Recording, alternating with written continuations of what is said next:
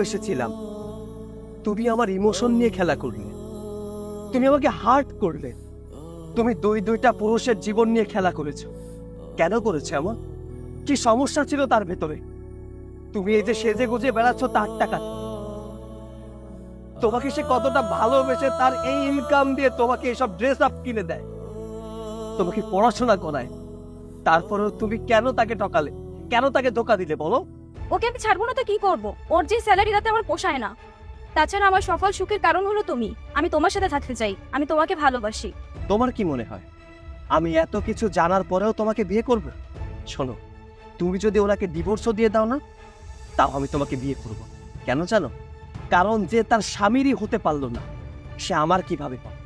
কালকে যদি আমার কাছে টাকা পয়সা না থাকে, তাহলে তুমি অন্য একটা ছেলের কাছে চলে যাবে। তোমাকে বিয়ে করা আমার পক্ষে সম্ভব না। তোমাকে নিয়ে যে আমি সংসার করব, তুমি যে আমার